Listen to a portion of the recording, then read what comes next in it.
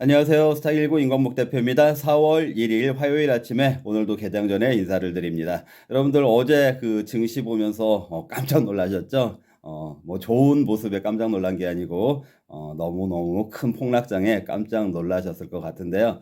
화면으로 보시면 잘 모르시겠지만 제가 지금 양쪽에 입술이 다 부르텄어요. 그래서 사실은 화면에 대고 이렇게 나타날 만한 상황이 못 되는데 시장 상황이 굉장히 불안한 모습을 보였기 때문에 또 나타나서 설명을 드려야 될 것 같아서 이 시간에 카메라를 켰습니다.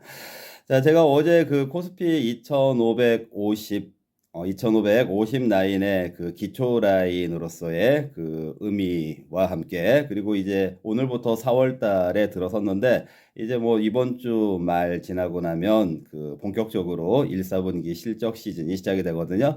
한국 증시의 그 실적, 그 1, 4분기 실적이 상장 기업들의 1, 4분기 실적이 시장 기대치보다 나쁘지 않을 것 같다. 시장 기대치보다 다소 조금 좋을 수도 있을 것 같다. 이런 예상이 있기 때문에 지금 진행되고 있는 미국 증시의 급락세, 한국 증시의 급락세, 뭐 이거를 너무 걱정하지 않아도 되지 않겠냐라고 제가 그런 관점에서 말씀을 드렸는데, 그런 관점을 가지고 미리 그런 상황을 예상을 하면서 본다고 하더라도 어제의 하락세는 너무너무 갭으로 해가지고 갭으로 해서 일시적으로 큰 갭을 발생하면서 하락을 했기 때문에 좀 굉장히 공포스러운 그런 모습이었습니다. 어제 또 마침 월요일이었기 때문에 블랙 먼데이, 또 하나의 블랙 먼데이라는 표현들을 많이 쓰고 있는데요.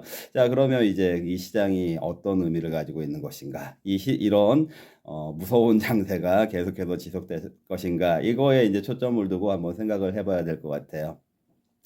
자, 여러분들 혹시 그 랜덤 워크라는 말 들어보셨습니까? 랜덤 워크. 랜덤이라는 말은 많이 들어보셨을 테고, 워크는 걷다라는 거. 랜덤 워크라는 게 있어요.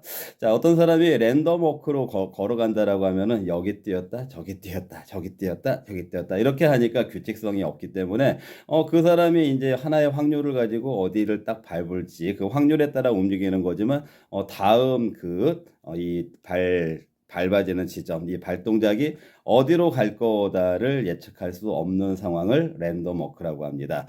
자, 지금 여러분들이 그 시장을 전체적으로 놓고 봤을 때, 큰 흐름으로 놓고 봤을 때, 제가 뭐 수차례 말씀드린 바가 있지만 그 유럽이 그 금리 인하를 6번을 했고, 미국이 작년에 금리 인하 3번 했는데 지금 이제 일단 중단이 돼 있는 상태죠. 트럼프 관세 관련해서.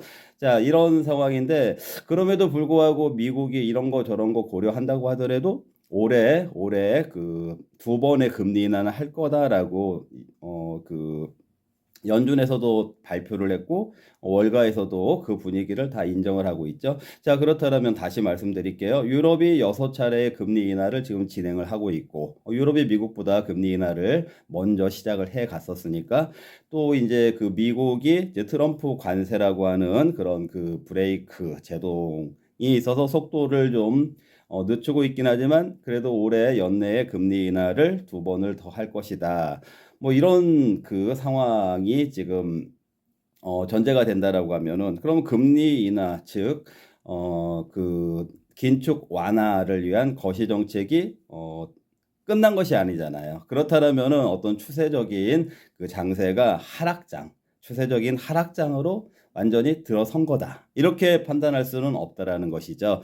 자, 거시적인 그 흐름이 아직은 긴축 완화 쪽으로 물론 이제 그 트럼프 관세의 이제 제동, 그리고 그동안에 미국 주가가 너무 급하게 올랐기 때문에 그 M7 종목들이 너무 많이 올랐기 때문에 쉬어가야 되는, 조정을 받아야 되는 그런 또 빌미가 필요했기 때문에 지금의 그 구간에서 미국 증시가 변동성도 보이고 있고, 또 단기적으로 봤을 때는 하락세를 보여주고 있지만 큰 흐름으로 봤을 때 추세적인 하락세로 전환된 건 아니다. 올해 2025년도를 놓고 봤을 때예요. 자, 그렇게 생각을 한다고 했을 때에, 자, 어제처럼 그렇게 그 예상할 수 없었던, 마치 랜덤 워크, 술 취한 사람이 걸어가는 발자국 중에 갑자기 어 추세적으로 뭐 이렇게 되겠지 했는데, 이렇게 이렇게 된 경우가 발생한 거잖아요. 자, 이런 거를 어떻게 보면 랜덤 워크라고 할 수 있는데, 자, 이 상황에서 여러분들이 생각을 하셔야 될 거는 좀 전에 말씀드렸던 것처럼 거시적인 정책이 전환이 됐냐, 이건 아니다라는 거. 자, 그리고 실적이 훼손이 되고 있냐, 이것도 아니라는 거. 그리고 또 무슨 전쟁 같은 거, 팬데믹 같은 거, 이런 것들이 예상치 못한 것들이 갑작스럽게 발생했냐, 이런 것들도 아니라는 거죠. 자, 그렇다면 어제 나타난 그 급락은 다분히 어떤 의도성을 가지고 나타난 급락인데, 특히 그 한국 같은 경우에는 어제 그 급락이 어제 이제 그 한국의 공매도가 재개가 됐잖아요. 여러분들 공매도 아시죠? 공매도가 재개가 된 것 때문에 뭐 폭락했다 뭐 이런 그 논평도 있는 것 같은데, 물론 그게 뭐 그 당연히 장세에 긍정적으로 작용했을 리는 없죠. 부정적인 요소였겠지만 어제는 일본도 굉장히 많이 급락을 했고, 그리고 대만도 많이 급락을 했어요. 그리고 유럽 증시도 하락을 했고, 자, 그런 모습을 봤을 때 한국의 공매도의 문제는 아니었다. 그리고 한국 증시가 오른 게 물론 일부 종목들은 많이 올라간 종목이 있으니까 그 종목들 몇 개를 중심으로 공매도가 나올 수는 있었겠지만, 일반적으로 그렇게 많이 지수가 올랐다라고 볼 수 있는 그런 밸류에이션이 아닌 상태에서 공매도 재개로 인해서 어제처럼 한국 증시가 갑자기 급락을 했다, 폭락을 했다, 이것을 다 설명할 수는 없다. 그렇다면은 어제 발생한 그 랜덤 워크에 해당되는 현상은, 랜덤 워크에 해당되는 현상은 어떤 다분히 세력의 의도성이 있었을 것으로 보이고, 그 세력은 외국인으로 보여지는데요. 그럼 그 지점에서 그 외국인이 그러한 의도성을 보여줄 확률이 얼마나 되냐? 그거는 사실 확률이 높지가 않죠. 그렇기 때문에 어제처럼 그, 그, 발생한 그런 그 어떤 증시의 흐름의 모습은 역시 랜덤 워크에 해당이 된다. 그러면 그 랜덤 워크라는 거는 우리가 통계적으로 또 학문적으로 봤을 때도 단기적으로 봤을 때는 어디로 갈지 예측이 안 되지만, 그 기간을 좀 길게 놓고 보면은 역시 그 추세가 보이게 된다. 랜덤 워크도 기간이 길어지면은 추세가 보여지게 된다. 예를 들어서 아까 술 취한 사람이 맘대로 막 걸어가는 것 같지만 그 사람이 길게 걸어가는 모습을 보면은 어떤 규칙이 발견되게 된다. 자, 그렇다면은 어제 발생한 그 랜덤 워크는 지속되기에는 좀 어려운 랜덤 워크다.